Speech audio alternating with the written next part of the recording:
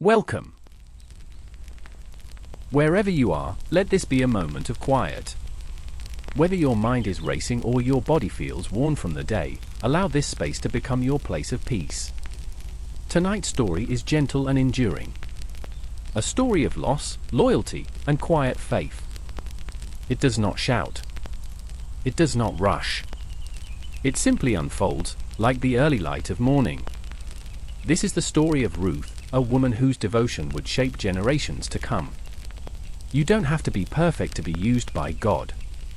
You don't have to come from power or position. Sometimes all it takes is love, steady, faithful love, to shift the course of a life. So breathe slowly, and let your spirit settle. We begin now, with Ruth's loyalty, Ruth 1-4. May it bring rest to your heart. In the days when the judges ruled, there was a famine in the land. The soil was dry. The harvests had failed. And the people of Bethlehem, the house of bread, found themselves without bread to eat. Among them was a man named Elimelech. He lived with his wife Naomi and their 2 sons, Mahlon and Chilion. In search of food and survival, they made a difficult decision. They left their home in Judah and traveled to Moab, a foreign land, with foreign gods and unfamiliar customs. It was not an easy choice. But sometimes survival requires movement. And so they went, carrying hope on their backs and sorrow in their silence. They settled in Moab. At first, it seemed life might begin again. The boys grew up and married Moabite women. One was named Orpah. The other, Ruth. For a while, there was peace. But then, quietly, painfully, everything changed. Elimelech died. Naomi was left a widow. Still, she held on to her sons. But then Mahlon died. And then Chilion. 3 graves. 3 women, Naomi, Ruth, and Orpah, bound together now not by birth or blood, but by grief. Naomi, once a wife and mother, now stood as a woman emptied. Far from her home. Far from the land of her God. Far from all she had once known. The famine in Judah had ended.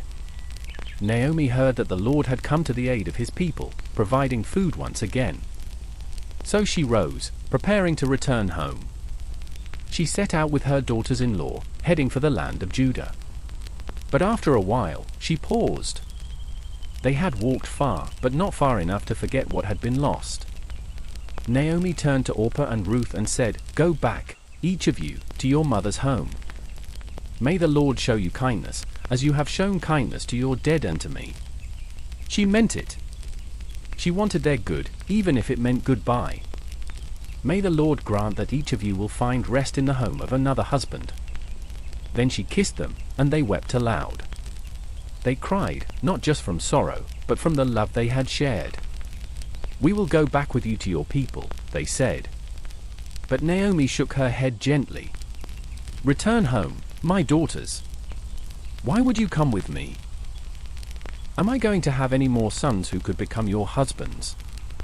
Her words were honest. Bitter, even. "Return home. I am too old to have another husband. Even if I thought there was still hope, would you wait?" Then she said something that bled straight from the core of her pain. "The Lord's hand has turned against me." And they wept again. 3 women, kneeling in the dust of decision. Orpah wept. She kissed Naomi one final time.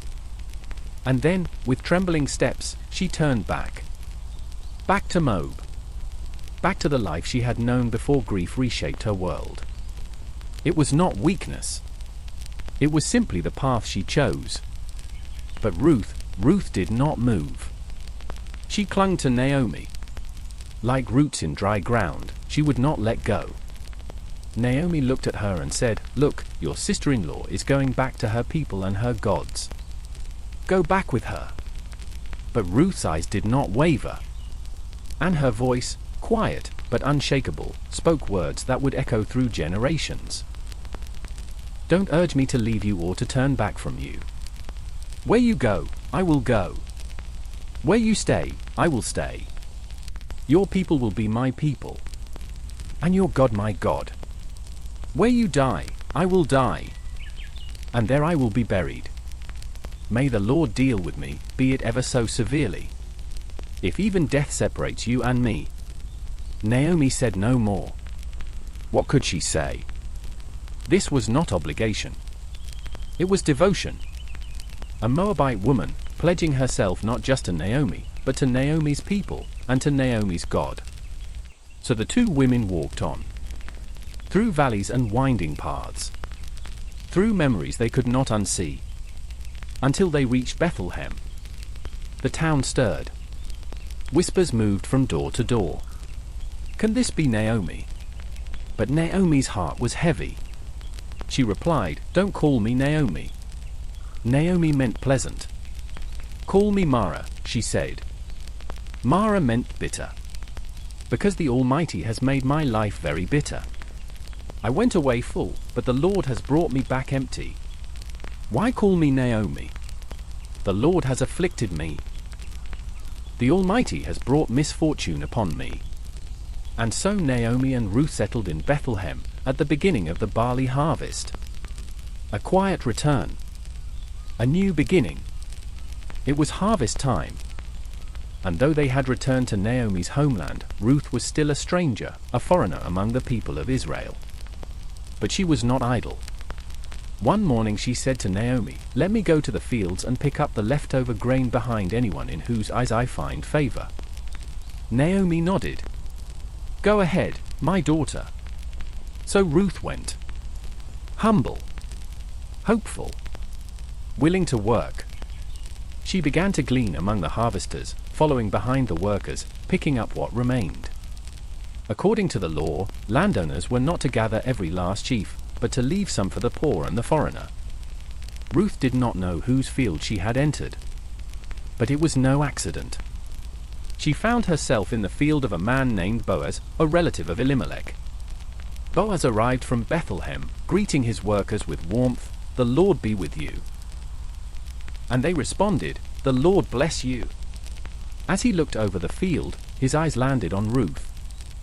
"Who does that young woman belong to?" he asked the overseer. The man replied, "She is the Moabite who came back from Moab with Naomi. She asked to glean and has worked steadily from morning until now, with only a short rest." Boaz approached her. "Listen to me, my daughter," he said gently. "Don't go and glean in another field. Stay here with the women who work for me. Watch the field where the men are harvesting, and follow along. I've told the men not to lay a hand on you. And whenever you're thirsty, go and get a drink from the jars the men have filled."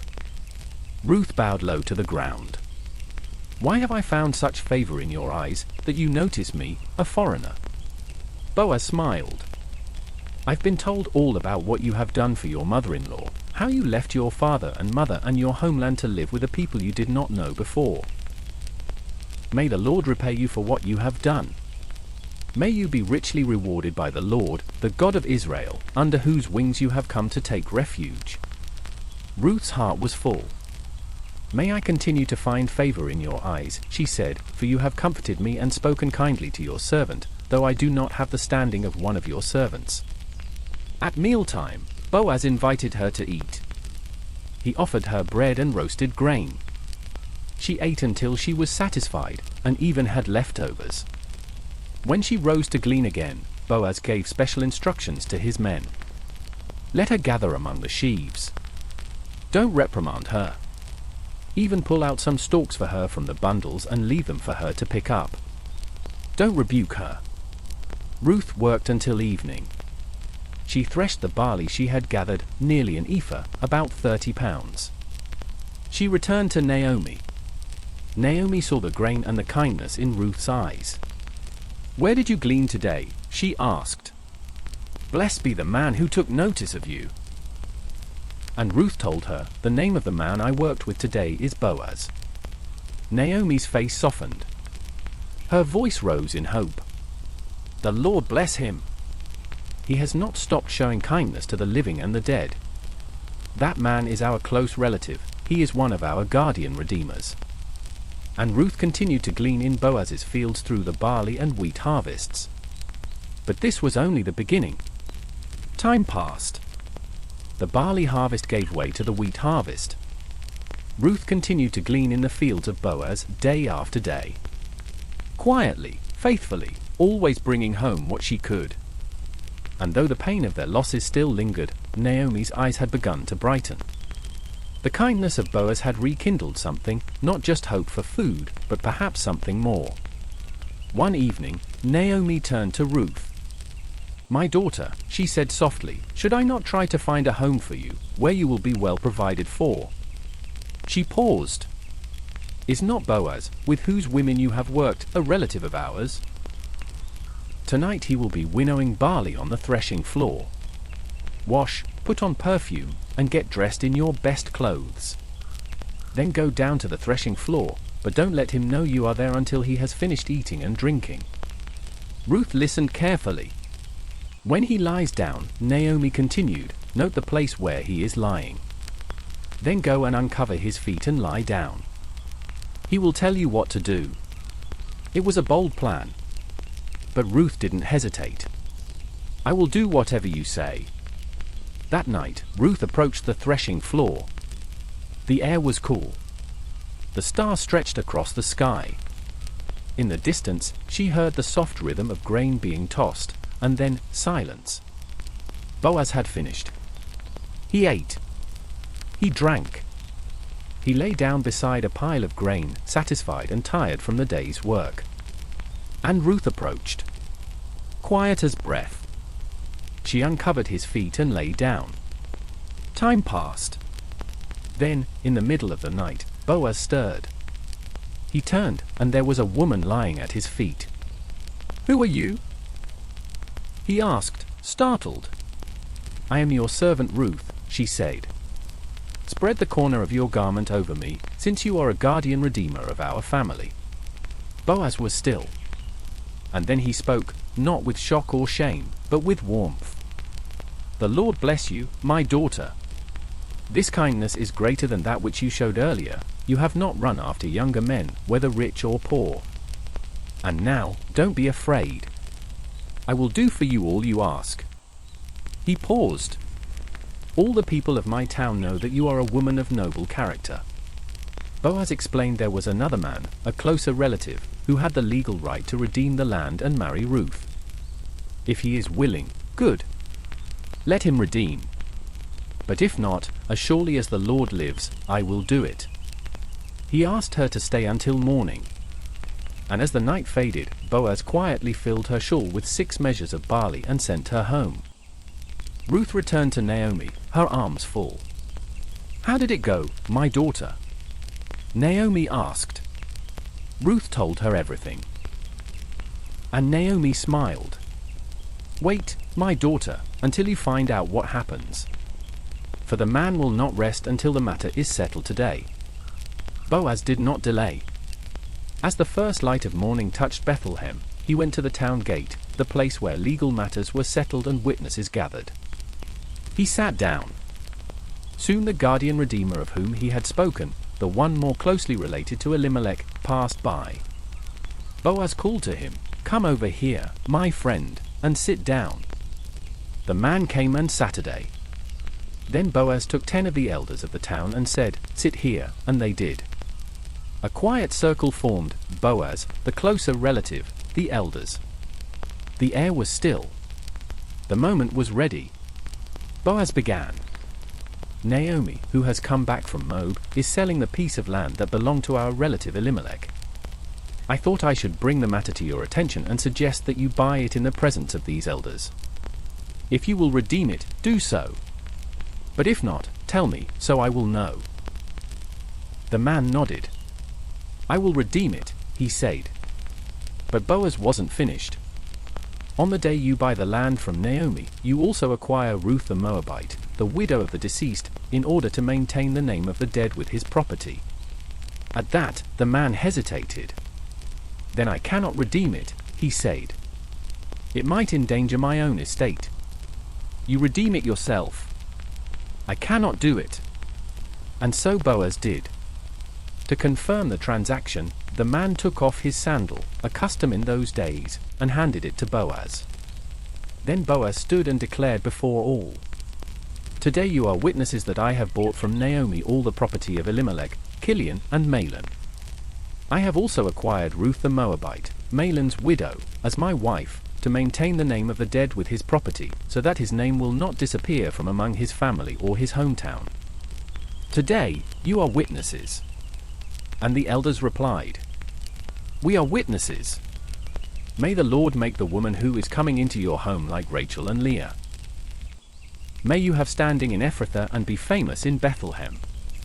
Through the offspring the Lord gives you by this young woman, may your family be like that of Perez, whom Tamar bore to Judah." The blessing was complete. And with it, a new chapter began. So Boaz took Ruth, and she became his wife. And when they came together, the Lord enabled her to conceive. She gave birth to a son. The women of Bethlehem gathered around Naomi and spoke with joy. "Praise be to the Lord," they said, "who this day has not left you without a guardian redeemer. May he become famous throughout Israel. He will renew your life and sustain you in your old age." They looked at Naomi, holding the child in her arms. "For your daughter-in-law, who loves you and who is better to you than 7 sons, has given him birth." Naomi cradled the child close. Her hands, once empty, now held new life. Her heart, once bitter, now bloomed again. The women named the boy Obed. He would become the father of Jesse. And Jesse would become the father of David. Yes, that David. The shepherd king. The ancestor of kings and of Christ himself. And so the story of Ruth, quiet, faithful, gentle Ruth, would ripple forward through time. Not just as a widow or foreigner or field worker, but as a mother, as a matriarch, as a living part of God's eternal story. So now, as this story rests in your heart, let it remind you that love matters, that loyalty matters, that small acts of kindness, of staying, of serving, of showing up for someone else, they shape the future in ways we cannot see. Ruth didn't set out to be remembered. She didn't know what her story would become. She simply chose love. And that was enough. So tonight, let this story stay with you. You are not forgotten. You are not outside God's plan. Wherever you walk, whatever grief or waiting you carry, know this. You are seen. And like Ruth, you are part of something far greater than you know. Rest now. Sleep peacefully. And remember, even the quietest loyalty can echo for generations.